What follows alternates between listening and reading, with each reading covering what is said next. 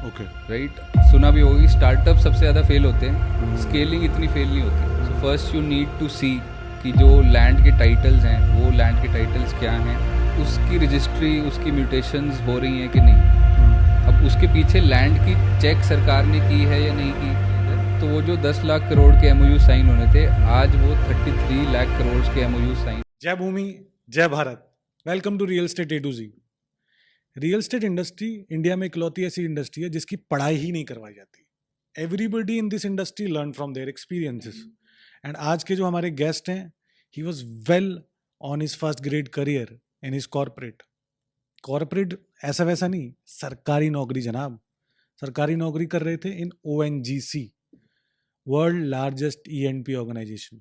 जी हाँ, इन्होंने अपना करियर वहाँ से स्टार्ट करके how he went into the real estate industry. आज हम इनके बारे में बात करेंगे, इन सब चीज़ों के बारे में बात करेंगे basically.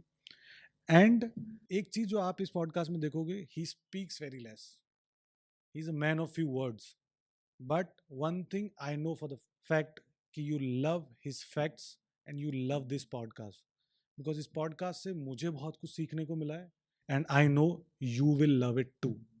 So watch it till the end. भाई थोड़ा सा अपने बारे में बताओ कि आपने अपना करियर कैसे स्टार्ट किया and how you ended up in real estate. यार करियर तो बेसिक जैसे हर कोई मिडिल क्लास बंदा शुरू करता है, मतलब पापा मम्मी की ये टीचिंग रहती है कि पढ़ाई करो, अच्छे से पढ़ाई करो, जॉब लगवाओ तो आपकी लाइफ सेटल्ड है। तो मेरा भी करियर बिल्कुल वैसे ही रहा है, टिपिकल जैसे सबका रहता है इन जनरल। जॉब में जाने के बाद मेरे को एक चीज़ रियलाइज़ हुई, या पढ़ाई करते हुए भी एक चीज़ रियलाइज़ हुई कि जो भी मैं कर रहा हूँ ना, वो उसमें मेरे को टॉप पे ही रहना है। मेरे को कभी भी एक स्टेप नीचे नहीं रहना। जो भी अचीव हो सकता है, I want to achieve that, right. So once I was in my job, एक पॉइंट के बाद 3-4 साल के बाद एक बड़ी सैचुरेशन सी महसूस हुई थी मुझे। I wanted to explore more which I was not able to in my job.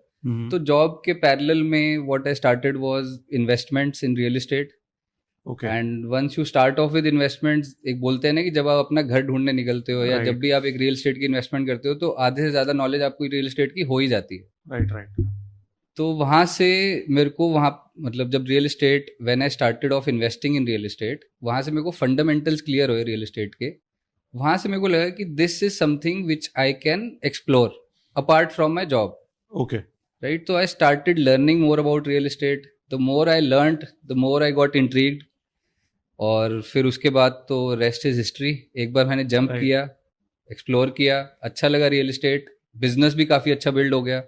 And step by step, one thing at a time करते करते रियल एस्टेट का आज पूरा बिजनेस ही चला रहे हैं। और भगवान की कृपा से it's been about 7-8 years in real estate full time. तो that's my real estate journey, छोटी सी।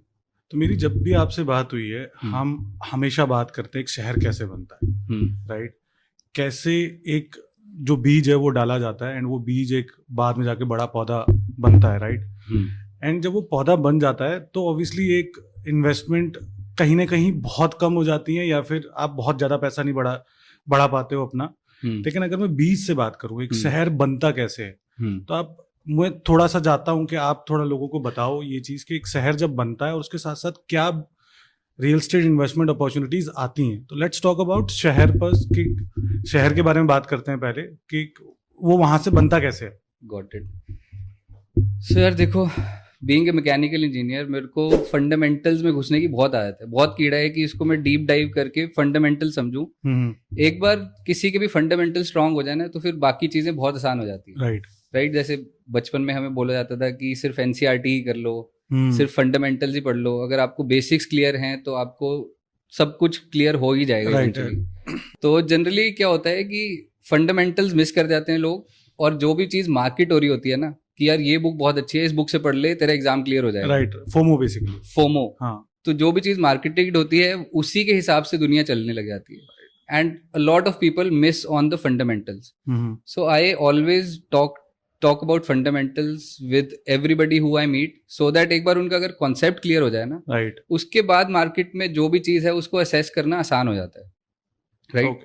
तो जैसे आपने भी मेरे से पूछा कि एक सिटी कैसे बिल्ड होती है, राइट, तो उसके भी फंडामेंटल से चलते हैं।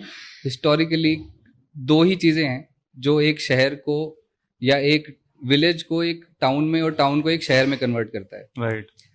वन इज द ट्रेड, वहां पे हम्म. काम करने की अपॉर्चुनिटी कितनी अच्छी है. Second is the religion. Hmm. So we are not here to talk about religion. Right. जो भी रिलीजियस हब है हाँ. वो भी काफी ज्यादा मतलब बड़े विकसित शहर हो जाते हैं एक पॉइंट के बाद. But let's talk about trade. Right. तो आप खुद सोचो कि आप कहाँ रहते हो. आप मेरे को एक बार बताओ, नोएडा. कहाँ से हो आप? मैं बेसिकली फिरोजाबाद. तो फिरोजाबाद से दिल्ली एनसीआर में आप क्यों आए? यही रीजन था बेसिकली कि घर वाले चाहते थे कि एक बेटर अपॉर्चुनिटी मिले और जाके थोड़ा काम अच्छे से हो पाए, पढ़ाई अच्छे से हो पाए, बिकॉज वहां पे वो सारी फैसिलिटी उस टाइम पे अवेलेबल नहीं थी. करेक्ट. तो हर कोई बंदा अपना घर छोड़ के एक दूसरी जगह क्यों जाएगा? वहां पे उसको कुछ अपॉर्चुनिटी मिल रही होगी, वहां उसका पैसा बनेगा. राइट. राइट. करेक्ट. सो जिस शहर में आपको सबसे ज्यादा अपॉर्चुनिटीज फॉर बिजनेस मिलेंगे, अपॉर्चुनिटीज का मतलब क्या है कि वहां ट्रेडिंग बहुत अच्छे से हो रही है, वहां पे पैसा आ रहा है. पैसा कमाने के लिए बंदा घर से बाहर निकलता है. Right. Right. Correct. So every city, every metro city you look around is known for its trade. Correct. अब वो ट्रेड कैसे लेके आऊं मैं एक सिटी में? उसकी वो ट्रेड कैसे आता है? ट्रेड तब आता है जब वहां पे इन्वेस्टमेंट्स होती हैं, सरकार आपको एक खुली अपॉर्चुनिटी देती है, एक सस्ते रेट में चीजें देती हैं ताकि आप अपना एक बिजनेस एस्टेब्लिश कर पाओ. For example, let's take example of Gurgaon. Okay. Gurgaon was near to Delhi but it was not established at all. आप गुड़गांव का एग्जाम्पल लें अगर, तो Faridabad was more developed than Gurgaon, और गुड़गांव को कोई पूछता ही नहीं था. एक टाइम पे तो वहाँ कुछ भी नहीं था. 90s में, 80s के डेकेड्स में कोई पूछता ही नहीं था, 80s के डेकेड में गुड़गांव को. राइट. बट गुड़गांव आज की सबसे टॉप मिलेनियम सिटी है. वो कैसे बनी? तो इसके बारे में थोड़ा जानते हैं. सो आई वॉज रीडिंग अराउंड, वही मैं कह रहा था, जैसे मेरा बहुत कीड़ा है तो मैं पढ़ाई और बुक्स पढ़ रहा था. So I came across a book which is whatever the odds by KP Singh, जो डीएलएफ के ओनर है. ठीक है. राइट. सो उन्होंने क्या किया था, उन्होंने एक साथ लैंड एक्वायर की. 3000 acres of land he acquired and he built that city with a vision. तो first step of his vision was कि वो सबसे पहले वहां पे जेनपैक्ट लेके आया. Okay. Now what is Genpact? It's a firm where लोग आएंगे, काम करेंगे और पैसा कमाएंगे. राइट. सो उन्होंने एक आइलैंड सा बिल्ड किया गुड़गांव में, विच वाज जेनपैक्ट. जेनपैक्ट की सक्सेस स्टोरीज देख के फिर और कंपनीज आई. राइट. देन फिर 1990s में वो ग्लोबलाइजेशन, लिबरलाइजेशन, ये सारी चीजें आई. तो जितनी भी एमएनसीज थी वो सारी गुड़गांव की तरफ शिफ्ट होनी शुरू हो गई. क्यों? क्योंकि उन्हें सस्ती लैंड मिल रही थी, उन्हें वहां अपॉर्चुनिटी मिल रही थी कि वो पैसा ज्यादा बना सकें. वहां की गवर्नमेंट ओपन थी. Correct. So after Genpact then there was another hub which was Convergys, and likewise बहुत सारे बीपीओस गुड़गांव में बनने लग गए. राइट. जितने भी लोग दिल्ली में थे वो सारे गुड़गांव में काम करने लग गए. So first what came was a job opportunity.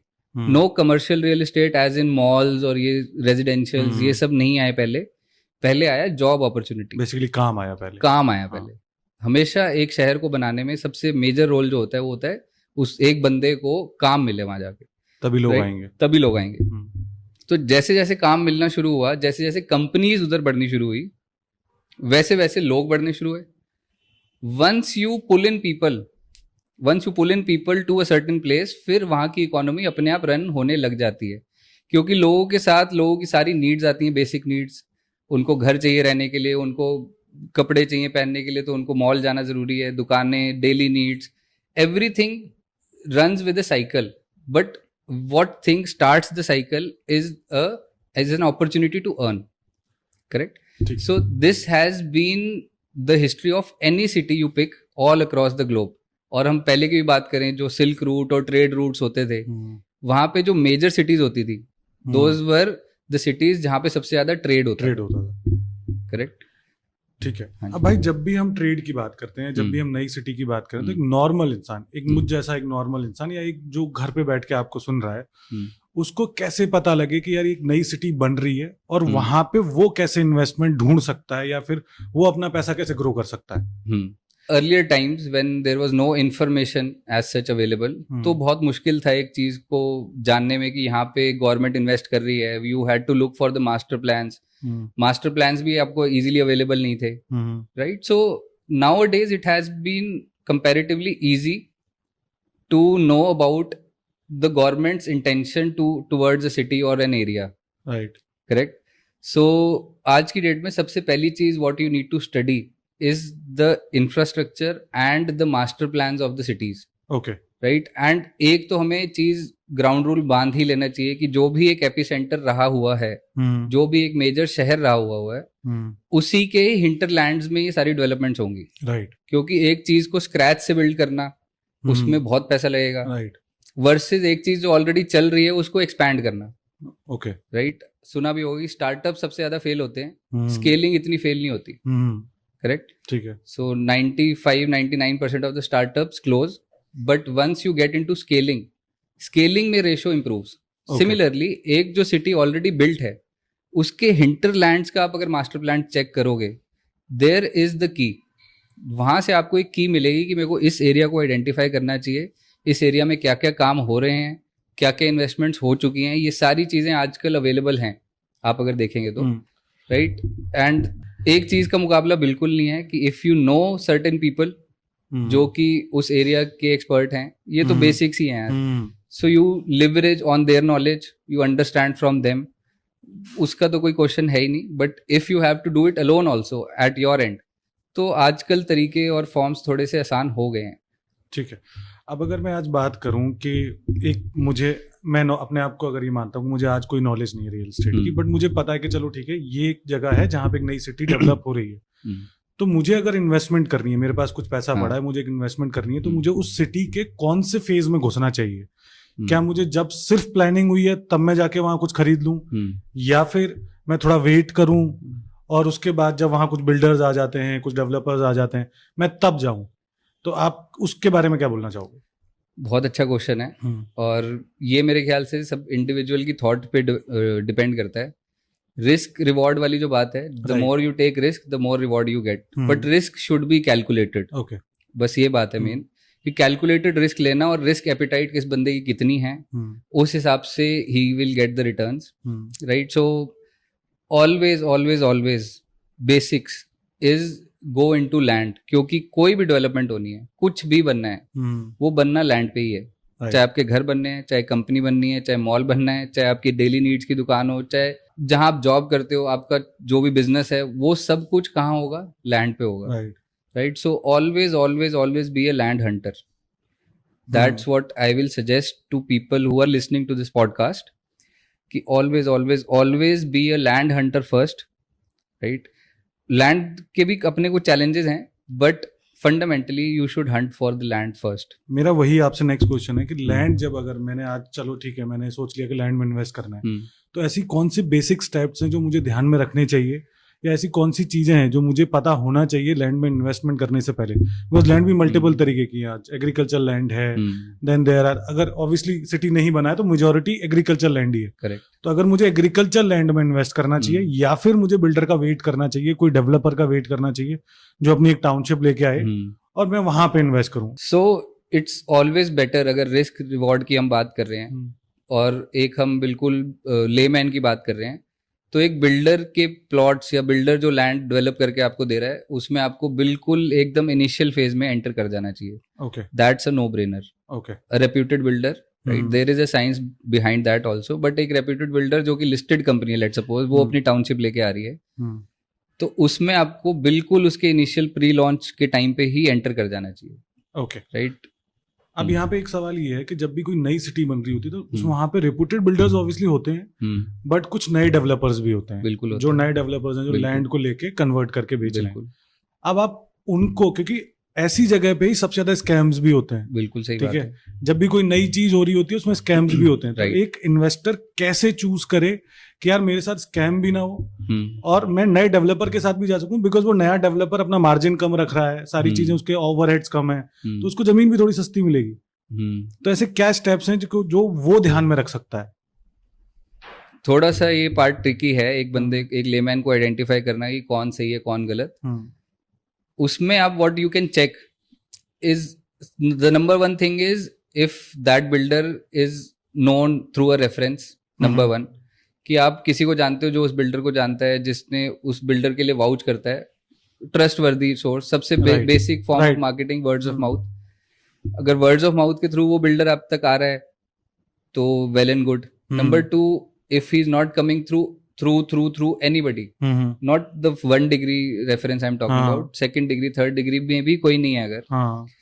तो आपको उसकी ग्राउंड वर्क करना जरूरी है, बिल्डर की हिस्ट्री देखना जरूरी है, उस बिल्डर के साथ जितने भी लोग अटैच्ड हैं वो लोग क्या कहते हैं उस बिल्डर के बारे में, ये जानना आपको जरूरी है. करेक्ट. एंड उस बिल्डर के खिलाफ कोई कंप्लेंट्स या कुछ रिव्यूज, यही कुछ सोर्सेज हैं जहां से आप उस बिल्डर को अच्छे से वेटिंग कर सकते हो उस बिल्डर की. ओके. अब अगर मैंने ये सारी चीजें देख ली तो पेपर वर्क ऐसा कौन सा होता है कि मैं वो पेपर होना जरूरी है, ऐसे पेपर्स होना बहुत जरूरी है? करेक्ट. सो इसी क्वेश्चन की एक्सटेंशन ही है जो भी आपने पूछी, कि एक तो आप बिल्डर के बारे में जान गए, but what about the product? Right. Builder is good, so most chances are that product will also be good. But if again I'm saying, if for a layman from scratch if he has to check, तो builder तो आपने check कर लिया, अब उसका product check करना भी जरूरी है, उसको वेट करना भी जरूरी है. So if I talk about plots और lands, so first you need to see कि जो लैंड के टाइटल्स हैं वो लैंड के टाइटल्स क्या हैं, उस लैंड का यूज रेजिडेंशियल है या कमर्शियल है या एग्रीकल्चर है, वो टाइटल से ही आपको क्लियर हो जाएगा. राइट. करेक्ट. एंड देन उसकी रजिस्ट्री, उसकी म्यूटेशंस हो रही हैं कि नहीं. ठीक है. और जो रजिस्ट्री हो रही है वो is of the residential title और agriculture title. Again it comes down to the title of the land, right, which you can identify easily. Right. और उस लैंड पे कोई बैंक लोन, कोई लिटिगेशंस, ये सब तो नहीं है. तो ये चीजें आप चेक कर सकते हो इजीली, उस लैंड की रिपोर्ट निकलवा सकते हो किसी थर्ड पार्टी से भी. ओके. अब इसमें एक सवाल मेरा ये है कि रजिस्ट्री एंड म्यूटेशन, बहुत सारे लोगों को डिफरेंस ही नहीं पता है कि चलो रजिस्ट्री हो रही है. मेजॉरिटी जो मेरे सुनने में आए हैं, पीछे भी जो मैंने सुना है, स्कैम्स जो हुए हैं, लोगों ने रजिस्ट्रियां करवा ली, बट एक प्लॉट पे 4-4, 6-6 रजिस्ट्रियां हुई, उनको म्यूटेशन के बारे में पता ही नहीं. तो कैन यू प्लीज डिफाइन कि रजिस्ट्री क्या होती है, म्यूटेशन क्या होता है, एंड क्यों जरूरी है दोनों ही अपने चीजों में, और म्यूटेशन क्यों जरूरी है? हाँ. तो रजिस्ट्री बेसिकली एक डॉक्यूमेंट है जो ये कहता है कि हमने सरकार की प्रेजेंस में, राइट, कि आप मान लो सेलर हो, मैं बायर हूं, और हमने सरकार की प्रेजेंस में एक डील की है लैंड की. अब उसके पीछे लैंड की चेक सरकार ने की है या नहीं की, वो सरकार की रिस्पॉन्सिबिलिटी नहीं है. सरकार ये मान रही है कि आपने एज अ बायर सेलर की लैंड वगैरह सारी चेक कर ली है, राइट, एंड तब आप ये लैंड खरीद रहे हो एक सेलर से. Correct. So in the presence of government you are selling this land to me. So उस प्रेजेंस की स्टैंप ड्यूटी है वो, कि हाँ ये जो डील हुई है ये सरकार के सामने हुई है, बट इसके पीछे लैंड क्लियर है कि नहीं वो सरकार को कोई मतलब नहीं है. ओके. करेक्ट. ठीक है. ये थोड़ा लेमन टर्म में समझा रहा हूँ, इसकी और टेक्निकलिटीज हैं, बट लेमन टर्म में आप समझ गए. Registry is this document.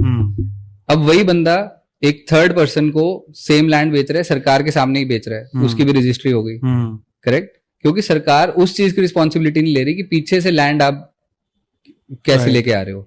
इसी वजह से ये स्कैम्स होते हैं. इसी वजह से स्कैम्स होते हैं. अब जब आप म्यूटेशन की बात करते हो, म्यूटेशन में क्या होता है कि सरकार, उसको हम दाखिल खारिज भी बोलते हैं. दाखिल खारिज मतलब कि जो वो लैंड है वो अब सरकार के रिकॉर्ड में जो सेलर था उससे खारिज की जाएगी, और जो बायर है उसके नाम पे दाखिल की जाएगी. ओके. तो ये दाखिल खारिज जो होती है ये गवर्नमेंट के रिकॉर्ड्स में अपडेट होता है. ओके. करेक्ट. तो अब जब भी आप ऑनलाइन चेक करोगे या जो भी उस खतौनी चेक करते हैं ना, जैसे खतौनी पे मेरा नाम आना शुरू हो जाएगा. Okay. So that is a very strong proof and that can be presented as a proof in the court of law also. Okay, so I have 2 questions. पहला कि एक नॉर्मल इंसान कैसे जाके चेक कर सकता है कौन सी साइट है, अगर मैं यूपी का एग्जांपल लूं तो यूपी कौन सी साइट है. दूसरा, खतौनी क्या होती है?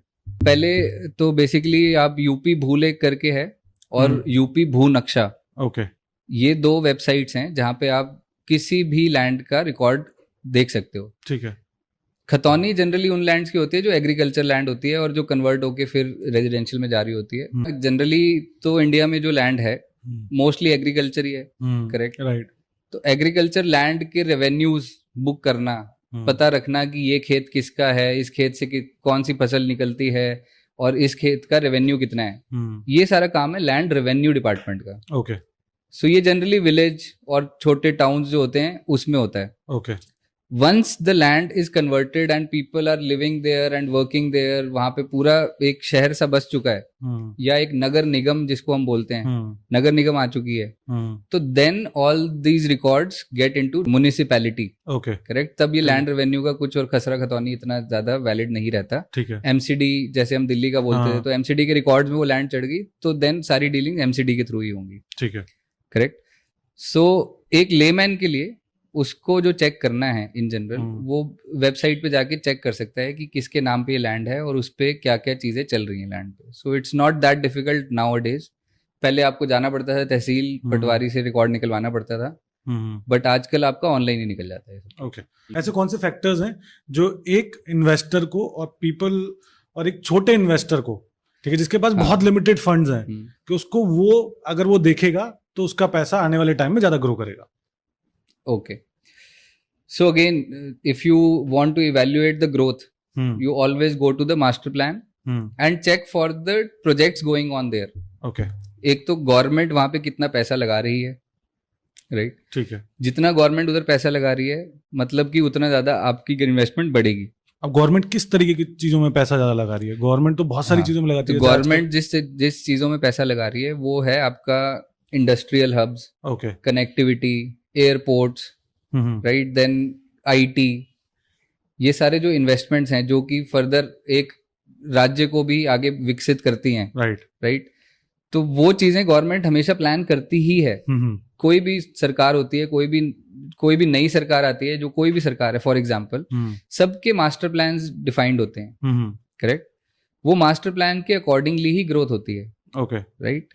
सो उन मास्टर प्लान्स को if we study deeply and if we see the developments की, उनकी स्टेज ऑफ डेवलपमेंट क्या है। फॉर एग्जांपल नोएडा की बात कर लेते हैं, नोएडा इंटरनेशनल एयरपोर्ट आ रहा है, करेक्ट। ये नोएडा इंटरनेशनल एयरपोर्ट एक बार पहले भी अनाउंस हुआ था, राइट, करेक्ट। एक बार तो फिरोजाबाद के पास ही अनाउंस किया था, हम मेरे घर के पास ही। अच्छा, हाँ। तो ये अनाउंस होना वर्सेस इस पे काम होना, राइट, इन दोनों में जो सेंटिमेंट्स हैं बहुत फर्क आएंगे। सिंपल सी बात है, till which stage has the development reached, वो चीज आपको और अच्छे से उस एरिया की ग्रोथ के बारे में बताएगी। ठीक है, राइट। जैसे अगेन मास्टर प्लान की मैं बात कर रहा हूँ, तो अगर आप यमुना एक्सप्रेसवे का ही मास्टर प्लान पढ़ो तो उसमें आपको डेवलपमेंट्स होती दिखेंगी। अगर वो कह रहे हैं कि इंडस्ट्रियल हब बन रहा है, तो गवर्नमेंट्स ने वहां पे रोड्स बनानी शुरू कर दी, बिजली लेके आ चुकी है, फैक्ट्री एस्टेब्लिश कर लिए हैं। अगर एयरपोर्ट बन रहा है तो एयरपोर्ट की लैंड क्लियर है कि नहीं, जिस गांव की जमीन पे वो बन रहा है, वो गांव के लोगों को कहाँ उन्होंने शिफ्ट किया है गवर्नमेंट ने, वहां से ही आपको सारी चीजें आइडिया लग जाती हैं। ये थोड़ा सा ग्राउंड वर्क करने की जरूरत है, you will be clear. Basically जब गवर्नमेंट ने काम चालू कर दिया और वहाँ काम दिखने लग गया, तो I can start my investment और I can look for investment. Yes yes yes, ठीक है। For a layman I am saying कि उसको थोड़े से टेंजिबल फैक्टर्स चाहिए होते हैं। अगर आप, अगेन वही कह रहा हूँ कि आप किसी के थ्रू या आप किसी से कंसल्टेशन कर रहे हैं, तो फिर तो बात बिल्कुल अलग हो जाती है। बट एज अ लेमैन आपको स्क्रैच से सब कुछ खुद समझना है, तो आपको ये सारे पॉइंटर्स जानने जरूरी है। अब ऐसी इन्वेस्टमेंट्स पे बेसिकली टाइम टेन्योर क्या होना चाहिए? मिनिमम कितना टाइम लगता है ऐसी एक इन्वेस्टमेंट को मैच्योर होने में? देखो, अब investments are always split into 3, short term, mid term, long term. Okay, stocks, mutual funds, इनकी भी बात कर लें अगर हम, तो इनमें शॉर्ट टर्म म्यूचुअल फंड्स में आपके हिसाब से कितने साल की होती है म्यूचुअल फंड्स की शॉर्ट टर्म इन्वेस्टमेंट? मैं इन्वेस्ट करता नहीं, ज्यादा आइडिया है नहीं, बट अगेन 2 से 3 साल तो minimum. 5 years approximately is a short term investment. Okay, SIPs की बात कर लें हम, तो 5 years is a short term investment, 10 to 15 is a mid term investment, and उसके बाद तो फिर पूरी रिटायरमेंट तक की इन्वेस्टमेंट्स आप प्लान कर लेते हो, that is around 20 years plus. Okay, right. So same range, आप इधर भी सेम ही फंडामेंटल से अगर आप चलोगे रियल एस्टेट में, सो 5 years is a short term investment, जहां आपको जो गेन इवेंचुअली मिलना था वो नहीं मिलेगा। Then the more you hold it, the more you get the developments, the more you see the place running, जब वहां पे tangibly आपको लोग आके दिखने शुरू हो जाएं, that is the time when you can see कि हाँ mature हो रही हैं चीजें। okay, right? तो अगर आप ये भी सोचो कि मैं होल्डिंग की बात कर रहा हूँ या मेच्योरिटी या उसकी एग्जिट की बात जहां पे हम कर रहे हैं, तो एग्जिट करके भी तो हम कहीं और डालेंगे पैसा, करेक्ट। तो अगर मैं एग्जिट करके जहां पैसा डालने वाला हूँ, वहां से जो मेरे को ग्रोथ मिलनी है वर्सेस जो मेरे को इसको होल्ड करके ग्रोथ मिलेगी, अगर वो सेम है, तो आपको होल्ड कर लेनी चाहिए। अगर आपको लगता है कि वहां पे इससे एटलीस्ट 1.5 टाइम्स आपको ज्यादा रिटर्न मिल रहा है, जो भी आप रिटर्न इससे एक्सपेक्ट कर रहे हो, तो you should exit. Okay you should always have a plan further. अगर आप री इन्वेस्टिंग वाला पूरा कर रहे हो, अगर आपकी कोई मजबूरी है वो है, तो देन तो आपको पैसा चाहिए ही, तो फिर तो ये शॉर्ट टर्म और लॉन्ग टर्म और इन्वेस्टमेंट्स का कॉन्सेप्ट ही खत्म हो जाता है। बेसिकली 5 से 7 साल और 10 साल is a very good amount Yes, for yes, एन yes. Investment to mature 5 to 10 years is a very good time. And in parallel अगर आप टाइम में उसको डिफाइन नहीं करना चाहते, तो आप टेंजिबल फैक्टर्स हमेशा देखो कि वहाँ पे एक्चुअली क्या ग्रोथ हो रही है, वहाँ पे लोग आ रहे हैं कि नहीं आ रहे। वो ग्रोथ आपको टेंजिबली जो दिखती है ना, उससे आपको अच्छा आइडिया लगता है कि हाँ ये इतने तक पहुंच जाएगी। वो Okay. बोलते हैं ना, फेथ टर्न्स इनटू बिलीफ। जब आप इनिशियल स्टेज में घुसे हो तब आप फेथ कर रहे हो उस चीज पे, आपने देखा नहीं है, बट वंस यू सी कि वहां पे लोग आ रहे हैं, एयरपोर्ट बन चुका है, फ्लाइट्स उड़ रही हैं, तो आपका बिलीफ बढ़ता है उस जगह पे। तो अगर आपका बिलीफ बढ़ रहा है, तो जितने लोग हैं अराउंड सबका बिलीफ बढ़ रहा है। सबका बिलीफ बढ़ रहा है तो क्या हो रहा है, सेंटिमेंट पॉजिटिव हो रहा है, तो आपकी एक्सपोनेंशियल के चांसेस बहुत ज्यादा हो जाते हैं। Okay correct. अब ये सारी चीजें हमने बातें कर ली। एक जो तब भी एक ना इन्वेस्टर के दिमाग में एक डर होता है, ठीक है, एक छोटा सा डर। जैसे मैं अगर यूपी की बात करूं, यूपी को लेके बहुत लोगों के दिमाग में बहुत सारी चीजें नेगेटिव थी, एंड इवन था भी काफी बहुत सारी चीजें नेगेटिव थी। बट अगर आज हम सिर्फ यूपी की इन्वेस्टमेंट्स के बारे में बात करें, तो सिर्फ अगर यूपी पे बात करें, तो आप यूपी के बारे में क्या बताना चाहोगे कि जो लोग यूपी में इन्वेस्टमेंट करना क्यों सही है? देखो, पॉलिटिकली मेरे को नहीं जाना चाहिए, बट डबल इंजन सरकार जो है उसकी वजह से काफी काफी ज्यादा इन्वेस्टर्स आए हैं ग्लोबली यहाँ पे। आपने भी जो इन्वेस्टर समिट भी जो आपने देखा होगा अभी जो रिसेंटली हुआ है, उसमें what the plan was initially by UP government कि हम यार अगर 10 लाख करोड़ तक के भी एमओयू साइन कर लेना, तो भी that is more than our achieve target. But the kind of response they got because of a stable government, stable leadership, quotes, I am not promoting any politics over here or any not party, promoting that, right? obviously. But एक stability लोगों को हाँ, दिख रही है इधर। हाँ. तो वो जो 10 लाख करोड़ के एमओयू साइन होने थे, आज वो 33 लाख करोड़ के एमओयू साइन हुए हैं। Okay. अब उसको आप अगर फैक्टर इन भी कर लो कि हाँ थोड़े बहुत कैंसिल होंगे, ये होगा वो होगा, तो उसका अगर आप 50% भी ले लो, तो भी उनके डिजायर्ड अमाउंट से ज्यादा 1.5 टाइम्स है। और ये आपको वहां पे टेंजिबली दिख भी जाएगा। आप उस एरिया में जाओगे, देखोगे, आपको काम होता हुआ दिखेगा, डेवलपमेंट होती हुई दिखेंगी, एंड बिल्डर्स मूव होते हुए दिखेंगे। ओके ये सवाल मैंने क्यों पूछा, बिकॉज मुझे बहुत लोगों ने ये सवाल पूछा है कि नोएडा इज नॉट सेफ। आप भी नोएडा में रहते हो, मैं भी नोएडा में रहता हूँ। Do you feel any difference in last 5 years? मेरे को तो यार कोई प्रॉब्लम नहीं है नोएडा रह के, तो बल्कि सुकून ही मिला है मेरे को। Right, so I belong to Delhi, born brought up, studied everything in Delhi only. But Noida आने के बाद जो मेरे को आदत लगी है यहाँ पे नोएडा की, कि आप point A to point B बड़ी शांति से जा सकते हो। लेट नाइट मेरे बिजनेसेस ऐसे हैं, मेरी मीटिंग्स ऐसी होती हैं जो लेट नाइट खत्म होती हैं। Right, so let night I have not seen any complaints, not seen means not even heard, not even felt. Okay correct. तो मुझे तो बहुत सेफ लगा, बल्कि बड़ा शांति लगी मेरे को यहाँ पे, एज कम्पेयर टू दिल्ली, जहाँ आपको घर से point A to point B में ही आपका अगर 1/3 ऑफ द डे या 1/5 ऑफ द डे निकल जाता है, तो आपकी प्रोडक्टिविटी बड़ी कम हो जाती है। Okay then Noida being a developing hub, तो यहाँ पे अपॉर्चुनिटीज भी बहुत ज्यादा मिलती हैं। इसी में मेरा एक एड ऑन सवाल है, is it safe for females, is it safe for the women in the house? See, I don't want to vouch for it, but I haven't seen any case.